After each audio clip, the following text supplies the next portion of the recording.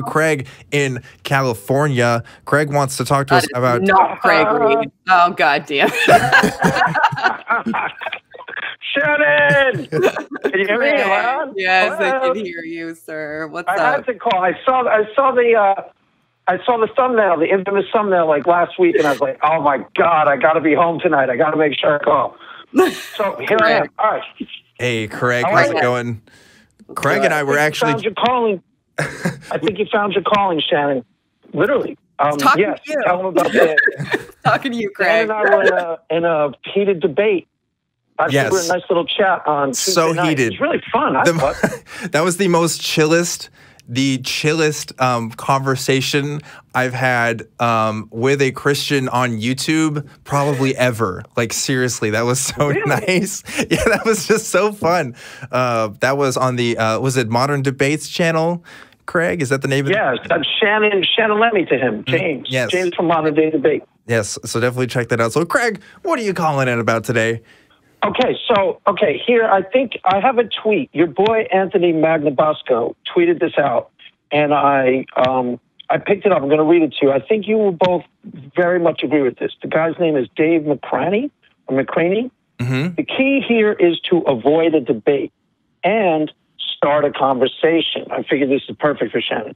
Debates have winners and losers, and no one wants to be a loser. Sensing identity threat, ding, ding, ding, ding, ding. Reasoning on both sides will be employed toward the goal of winning instead of determining the truth. I think that's totally on point, and I thought both of you would agree with that. So let's start with that. Yeah, I agree. I can agree. It depends on your desire when you're entering into the dialogue. So everything is about what your goals are when you're going into the dialogue. I'm not suggesting that debates aren't a valuable way to, suss out information and assess ideas. It's just not my goal in this realm. So if my goal is to understand things better, understand myself better, self-scrutinize, and ask questions of others and kind of scrutinize their ideas as well, debate isn't the best format for me to do that. So yeah, I guess it depends on goals, but ultimately if your goal is to better understand somebody or build a relationship with somebody that allows you the opportunity to better understand or potentially have influence, then then I would agree with that. Yeah, I would say the same thing. I think I agree. I like to think of it as matching models. It's like, okay, let me hear what you're saying, and this is kind of the model I'm creating out of this. And here's me giving this back to you and saying, is this right? Is this what we're saying? And if we can agree that this is what we're talking about, maybe we can explore this, or we can explore that, or see where this model might work and where this model might not work, and trying to kind of figure out ideas from there. That's a fascinating way to place it. I've always described that as, I probably get from the scholastic vernacular, I've always described that as dialectic mirroring, but matching models is a wonderful way of, I like that. I'm going to steal that. Okay, that's fine. I'm taking that. So I would say with both of you why I thought the tweet was appropriate. I think this is true of you too, Dan. I'm almost positive it's true of Shannon, that you're not really trying to win a conversation with somebody, even a Christian like myself. From what I can gather, you're trying mostly to understand where they're coming from for your own edification, for your own, you're trying to, even when you had Cy ten Bruggencate, you weren't trying to beat him, you were trying to understand him. Yes. And then the thing that I thought was really key in this is sensing identity threat, because I think that's where the rubber really meets the road because that's why we get into these, like Drew mentioned in his last video, or one of his last videos, about Christians lying about atheists or presuming to know why atheists are atheists. And part of the reason why they're doing that, I think, is he grew up in a community where he's probably the only atheist in his immediate family, his circle of friends, his extended family. So his becoming an atheist is kind of an unspoken rebuke to them, just by virtue of the decision he made. They perceive it as a threat, and that's what I think is the real. That's why we debate as opposed to talk. Is that threat is involved? You're a challenge to me. I don't consider either of you that, but I'm saying that's how most people perceive people on opposite sides of the issue. you say that's true? Sometimes. I think that can be true sometimes, but it's very, very situational. A lot of times when people are going in, they are so concerned with making sure that what they see as a really shitty idea, a really bad idea, what they see. You can curse on this show, Shannon. This is okay. It's okay. It's all good. They attack the ideas very ardently without taking into consideration that the idea they are attacking exists within a person that they're engaging with. They're attacking the idea as though it is a person without regard for the fact that that idea exists inside a person that they're engaging. So I think that has more to do with it when it comes, like, it's not the person that they perceive as a threat. It's the idea they perceive as wrong or dangerous. And that idea is perceived as a threat. And that person represents that idea. Right. Yes. So you're saying the person becomes the embodiment of the idea and they stop seeing the person, they just see the idea. Absolutely. Yeah. Or if it creates a dissonance with the person because they affiliated the person with a previous idea. Like that person was once like them. Right? They've now become othered. Not only have they become othered, but they've become othered by virtue of adopting not just a different idea, but an idea that is in direct contradiction to the principles that bonded you together, that were originally that you held near and dear to your heart. Yeah, and they were that makes sense. Day-to-day interactions with one another without you even realizing it. It's tacit knowledge. Yeah. Right. So, go on. Yeah, sorry, I talk a lot. When somebody's idea shifts, not only it's not even necessarily that it's perceived as a threat. It's now you have to reassess how you engage with that person on a day-to-day basis on any level where that idea sharing was a component of the interaction.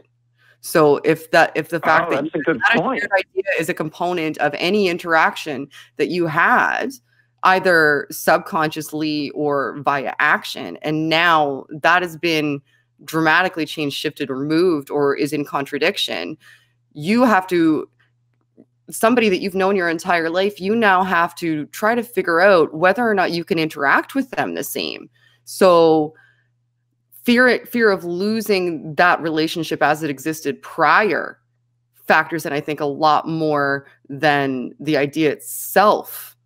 People value relationships more than they value ideas.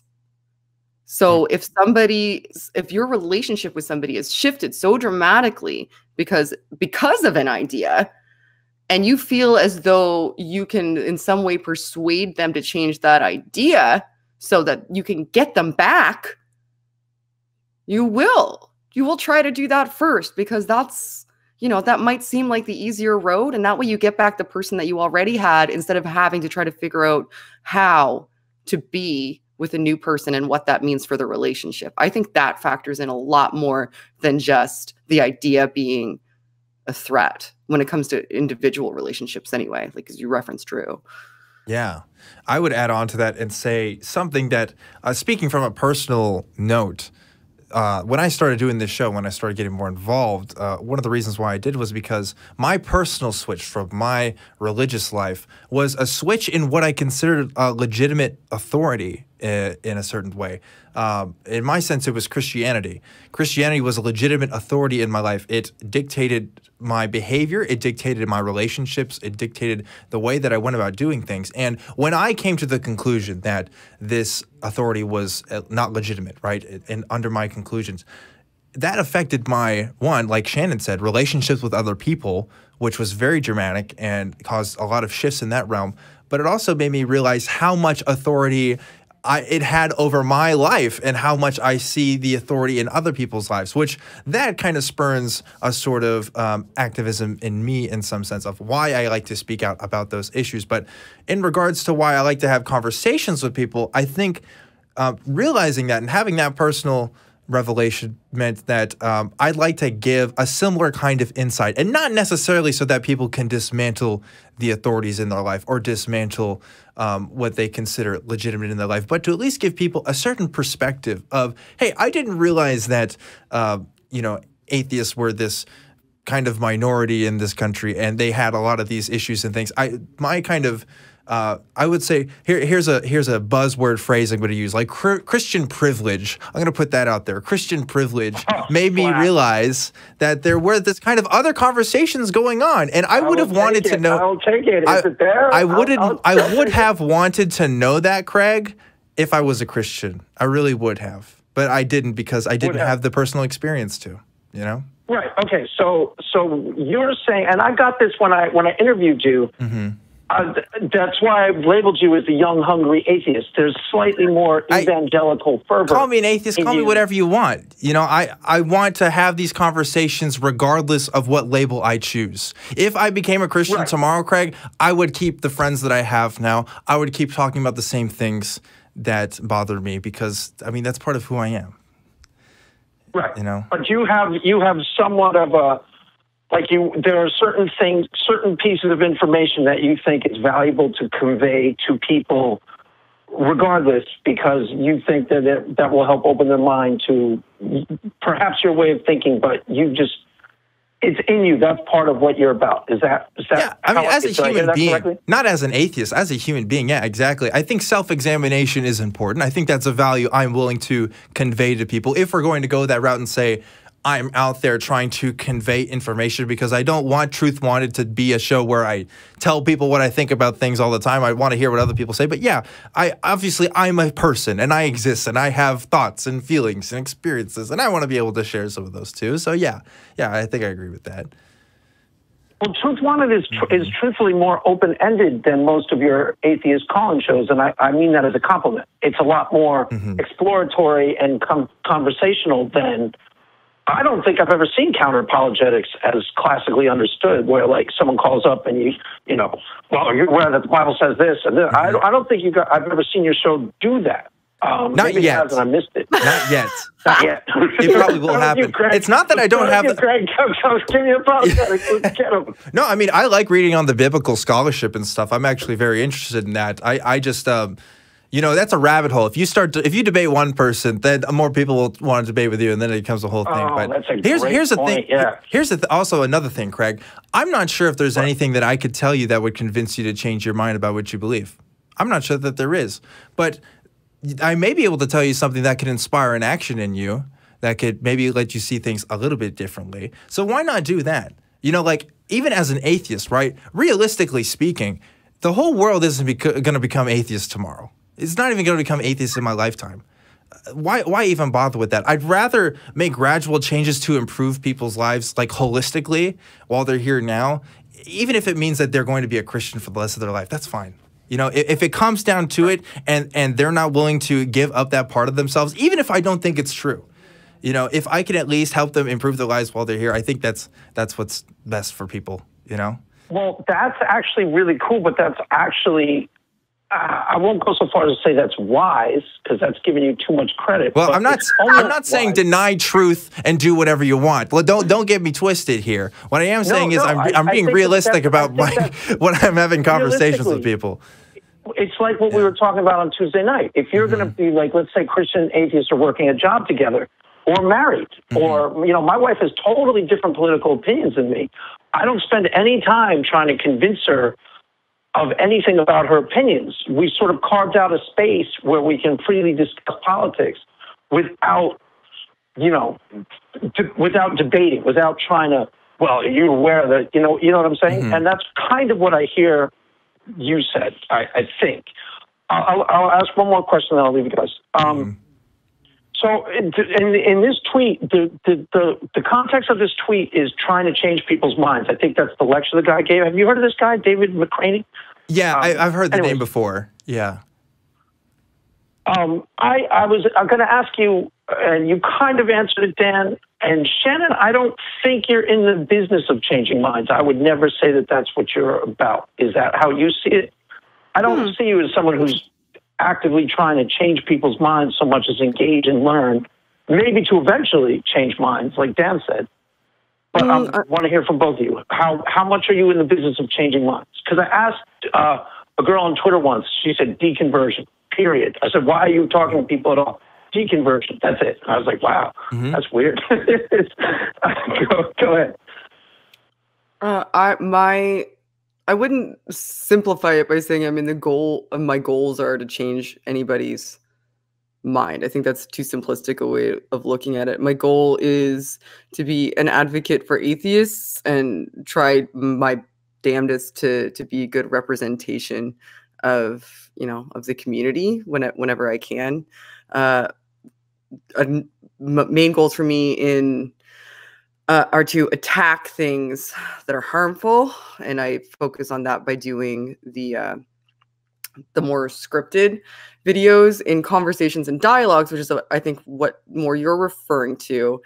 My main goal is to scrutinize my own ideas so that I can make sure that I am holding good ones, and also to encourage the other people that I am having dialogues with to analyze and scrutinize their own along with me, and allow me to scrutinize theirs as I would allow them to scrutinize mine, and encourage that process.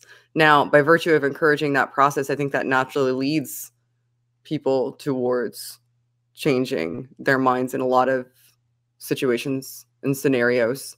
I want to help people figure out why they believe the things they do, figure out if they arrive there for good reasons, and if they hold beliefs that are true, and determine how they got there. So I guess that would be kind of in the realm of being in the business of changing people's minds, or at least opening them up to the possibility that their mind potentially should be changed. But I don't want to brainwash anybody or force anybody or coerce anybody into believing something different. I would say maybe you're giving people the option.